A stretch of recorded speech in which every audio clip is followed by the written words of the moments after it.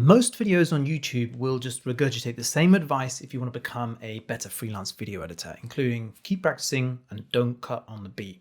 But it doesn't actually help you become more attractive to the client. I actually get brand new clients reaching out to me, and I'm never worried about where my next job is coming from. And I attribute this to the next 25 tips and lessons I'm going to share with you that I've learned in my 15 years as a doc and commercial editor. And number 14 is life-changing.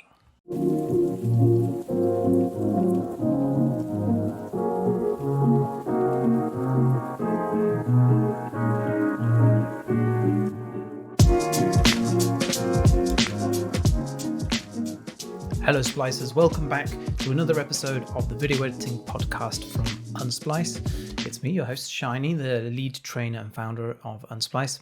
I'm just going to jump straight into this episode because we've got a lot to cover. So the first thing I'd like to cover is pacing is energy, rhythm is musicality, and flow is visual consistency. You need to master each one of these. So pacing, that is every facet of the edit in one moment. So it doesn't necessarily mean the actual timing of your cuts. Pacing is how much energy is in the edit at that point. And that can be controlled by simply camera movement. If it's really shaky camera, then there's a lot of energy in that shot. It's high pace, it's high energy. Pacing pretty much relates to the energy in the shot.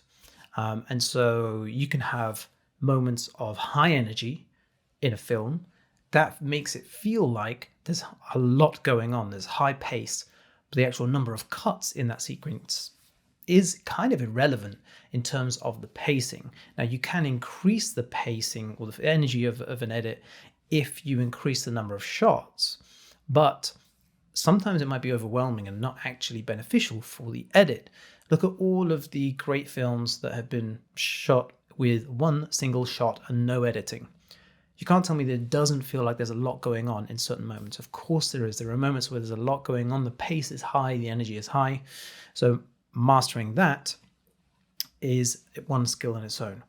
Rhythm is musicality. So that's the pacing of your actual cuts, the musicality of those cuts. And flow is the visual consistency from one shot to the next. Make sure you understand the difference between those and master those. Okay, number 2 is time your cuts like an instrument. We just mentioned that rhythm is about musicality, the timing of those cuts. Well, think of those cuts like an instrument. If you cut on the beat, we spoke about that a moment ago. If you cut on the beat, then it brings attention to something. And you can do that. I don't think the advice to don't cut on the beat is good advice. You can cut on the beat if you want to bring attention to something, but it does create monotony. And monotonous music is boring. We turn off. So time your cuts like an instrument, have it kind of whatever that rhythm is, think of it like an instrument. Tip number 3, study the principles of storytelling. You've heard the phrase before, editing is storytelling. Well, you need to understand what that means and have an in-depth knowledge on how that translates to editing.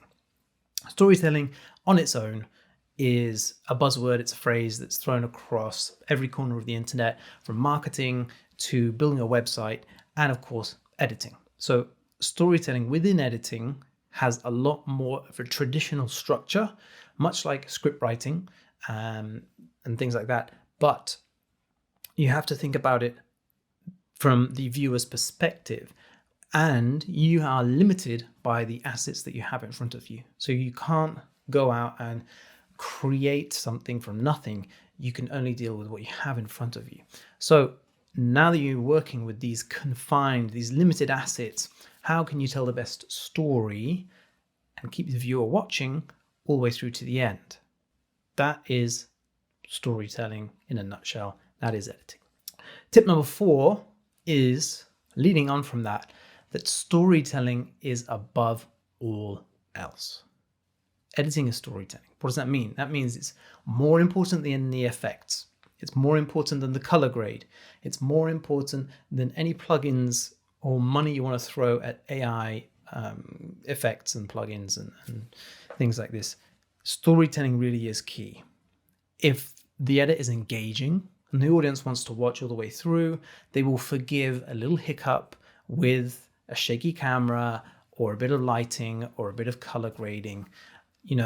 They will still want to watch, even though it might not give the higher quality appearance because it's got these minor blemishes.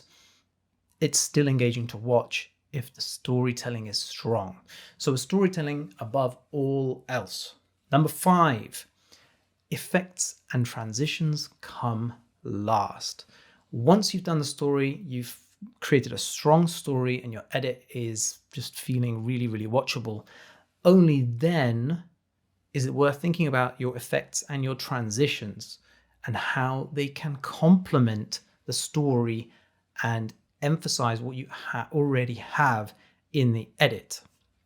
Edit, effects and transitions should come last. Don't even think about those.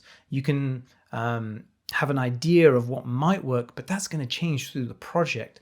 So don't build your edit around those effects and transitions. Build it around a story. Then use the effects and transitions that help push that story forward. Tip number 6, familiarize yourself with different video file formats. This is more of a workflow thing. You have raw video formats, you have working video formats, and you have delivery video formats. It's very important that you understand the distinction between those three and when you should use each. Raw format is coming straight from the camera. Working format is specifically for editing with, and delivery format is specifically for sending to client and putting it up online or sending it to the final destination. Those are the differences. Those are different stages of a production.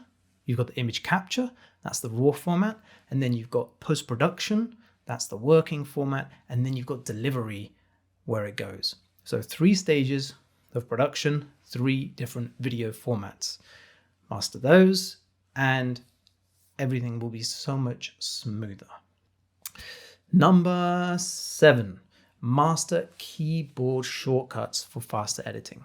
Of course, pretty obvious, but it really, really, really does make a huge difference to the speed of your editing.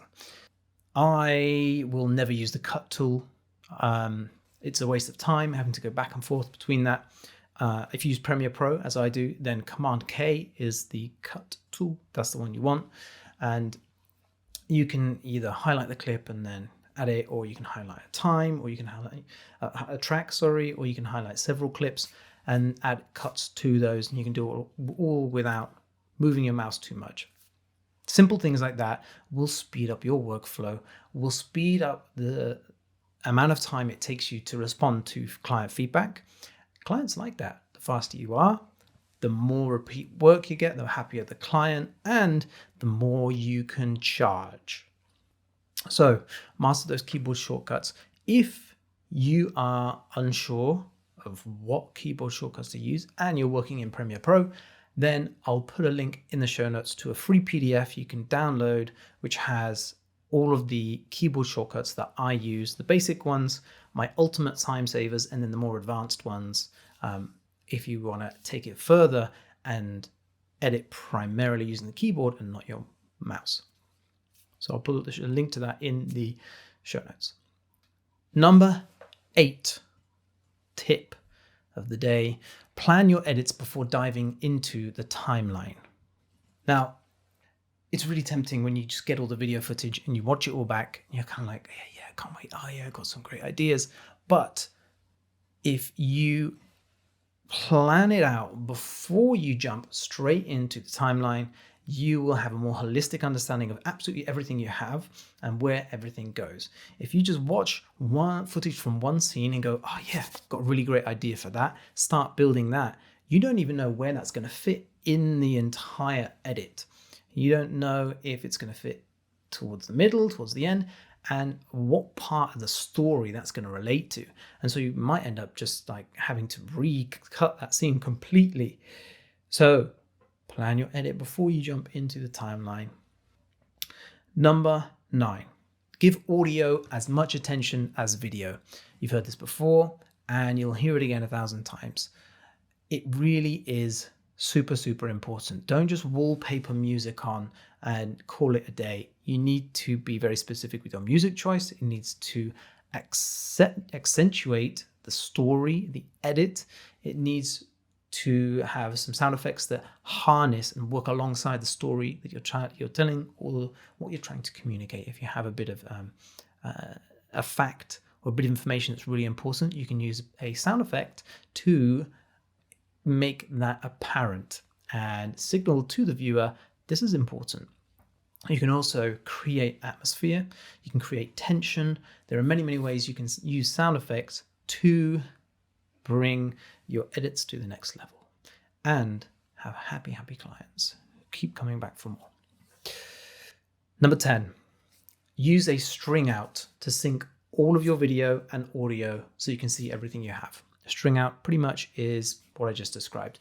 It's one timeline, one sequence where you have all of the footage laid out for the project, and that will be in chronological order generally of which it was shot. And if you have multiple cameras, the interviews, whatever they are all synced with external audio. If you have external audio and video, those are synced and they're all on the timeline together. If you have multiple cameras, they are all overlapping, so you can quickly choose between the two cameras. It's a great way to see absolutely everything you have, and you can make sure that you have organization was on that timeline to help you see where everything is. That is going to save you so much time because you can drag that into your source video, your source monitor, drag the timeline from the project window into your source monitor and scrub through all of the footage. And that's the only thing you need. So you don't have to then go through all the different bins to find all the footage to go, oh, I'm looking for this. You just have one thing, drag it to the source monitor, and you've got all the markers there. You can scrub through and find that point, in, out, point, drop it on the timeline. And then when it's on the timeline, you've got everything in sync, nice, and all of the different camera angles are there. The power of a string out. Number 11, when you're creating a string out and when you're when you're organizing your footage, use markers.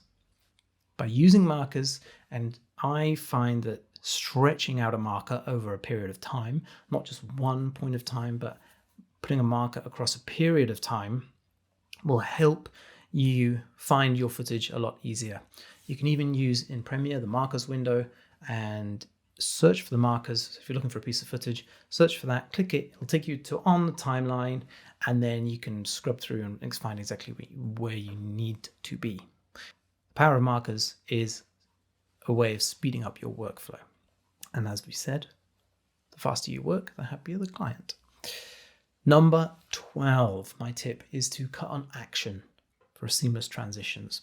So if you want your edits to feel polished, cut on the action. If somebody's going to pick up a phone, rather than cutting to a different angle just before they're picking up the phone, cut the angle as they pick up the phone. That is cutting on the action. And it's going to make everything feel smoother and more polished and more elegant and premium. It's going to make it look like you really, really know what you're doing. If you are not cutting on the action, that is a sure sign of a beginner video editor. Number 13, cutting for engagement doesn't mean cutting out all of the breaths. It's about making the viewer want to know what happens next. And I think that's really important, especially for YouTube editing. Cutting for engagement doesn't mean having as much going on in the timeline as possible, or having as little time for the viewer to switch off as possible. To have the most engaging edits, you have to make the viewer want to watch what's coming next, want to understand, want to have this this longing to understand what comes next. And that is how you keep the viewer watching, not by cutting out all the breaths and throwing everything in their face. You have to get them asking questions in their head that they want answers to. And then it's your job to hold off those answers until a little bit later in the edit. You give them a tease, give a little bit of the answer, but don't quite fully answer it. You keep asking questions in their head, and then you answer a few, and then only at the end do you answer all of the questions. That's how you cut for engagement, not by cutting out breaths. Number 14, and this could be the biggest game-changing tip of your life, and that is to subscribe to the Unsplice YouTube channel. You can see the button, it's there. If you subscribe, you'll get notified when all of the lives go out. Sometimes I will be doing a breakdown of some of the best editing around, and that is done live. So you'll be able to see how some of the best trailers, music videos are being edited, some of the psychology behind the editing techniques and tactics, and how you can use those in your editing. So by subscribing to the Unsplice YouTube channel, you'll get notifications when we go live, and you'll boost your editing skills no end. And of course, clients will love you and you'll get more work. Caveat, that's might not be true. Number 15, each shot should follow the last one. What does that mean? Each shot, when you pull a shot onto the timeline, that shot should have some relevance to the previous one. And that's how it goes throughout the whole timeline. Even if you're starting a new scene, there needs to be some correlation between the previous shot and the shot you're putting on. And that is advanced editing. That is how you can tell when an edit is really nicely thought through and polished, because it just flows. And it just is a pleasure to watch, because every single shot relates to the shot previous to it. Don't just throw shots on.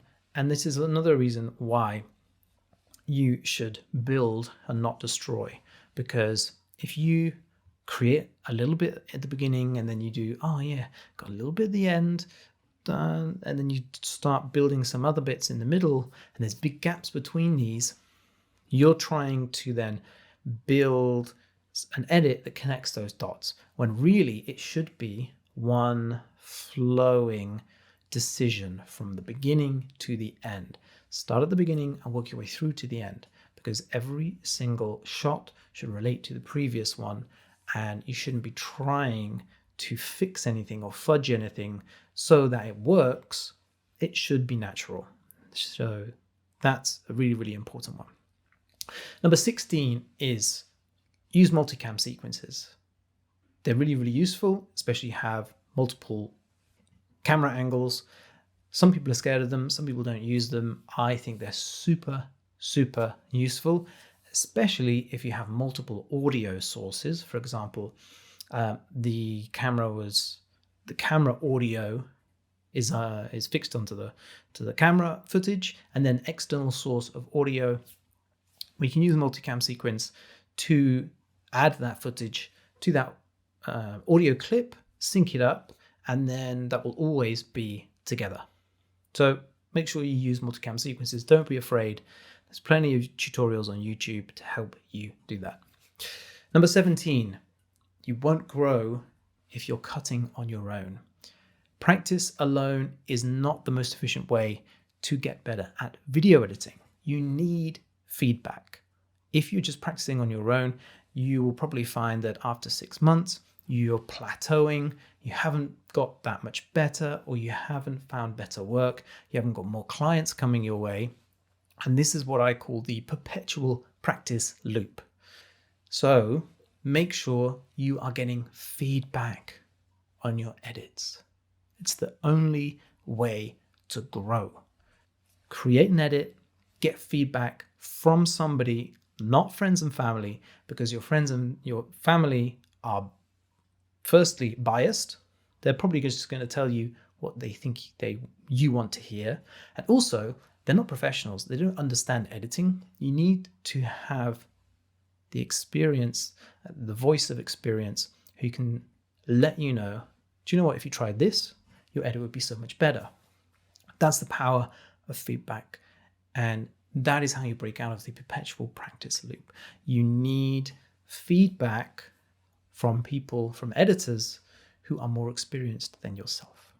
Quite simply, that is how you grow. So find yourself a video editing community and make sure that you are posting your edits and get feedback on those edits.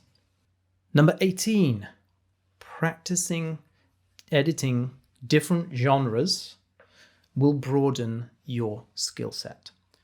Even if you just want to cut music videos, or even if you just want to cut documentaries, trying out all of these other different styles of editing are going to help you overall.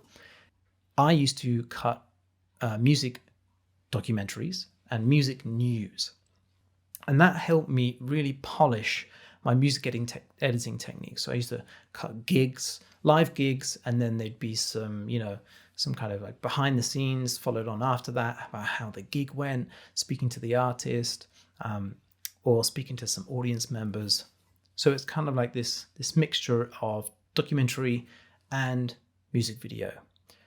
That informed so much of the skills that I use when it comes to cutting commercials. This fast-paced editing, creating this dynamic flow through your edits.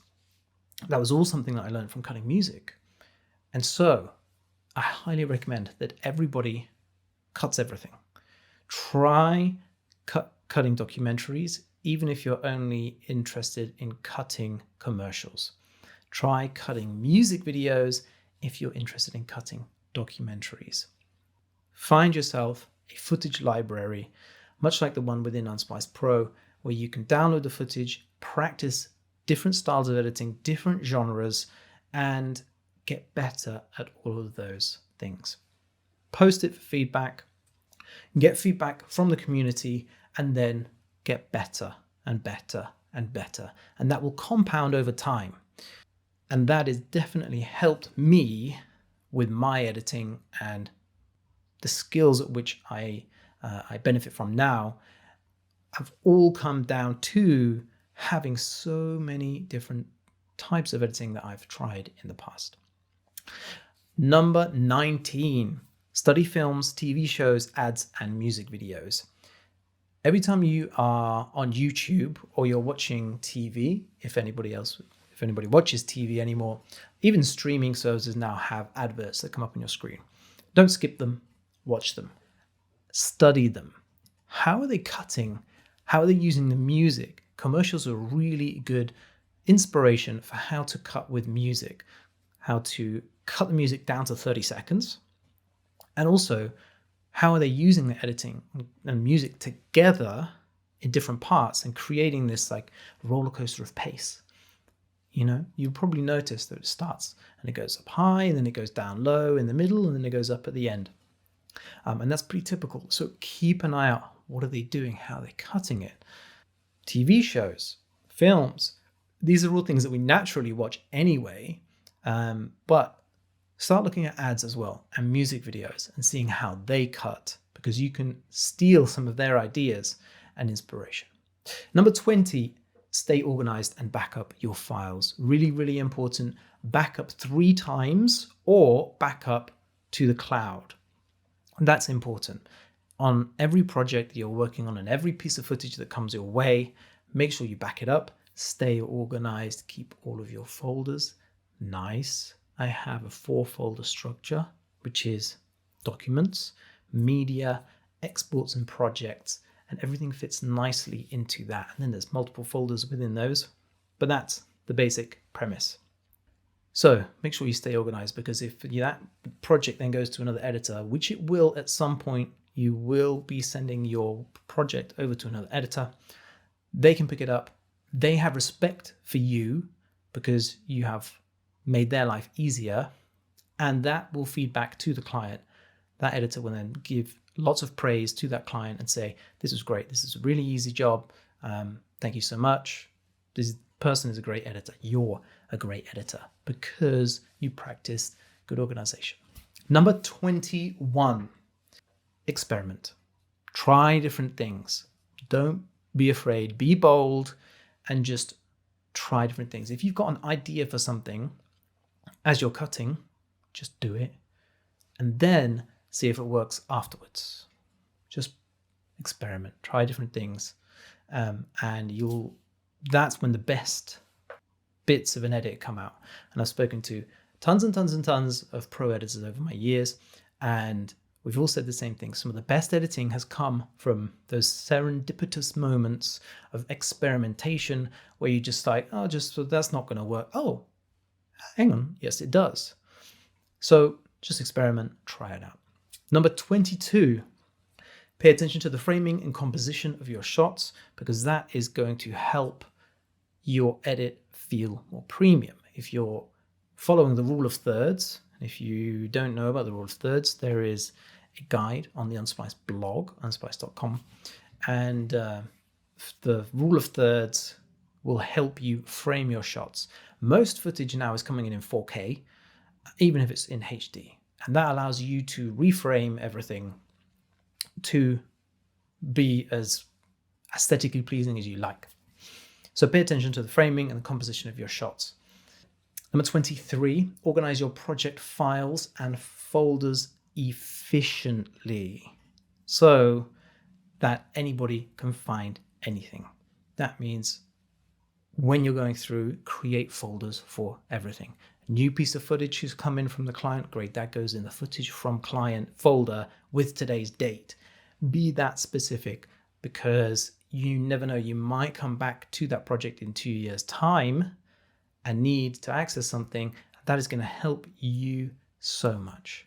And believe me, if you are working with good clients, then you will want them to come back in 2 years' time and say, do you remember that edit we did together 2 years ago? I'd love to just try something, do some amends. We've got a new thing coming in. And so the more efficient and organized your project files, the better that experience is going to be, the more likely the client is then going to come back. Because if you say to that client, give me a week to figure it out because I haven't got a clue, then they're probably not going to come back to you again. So make sure you have that all nice and efficiently organized. Number 24, the better your project organization, the faster you can edit. So not only will coming back to find footage, to find some assets in 2 years' time, but also immediate response from feedback from the client is going to be so much more quicker the better your project is organized. It's going to allow you to respond to changes. And when the client says, oh, can we just try this? Or can we go back 2 versions? Okay, no problem. And it's not an issue. It's not a headache. And life's good. In fact, it saves you so much time. So make sure you organize your project well. And then number 25, forget about trying to develop your own editing style. It's a myth. Don't concentrate on it. It just happens.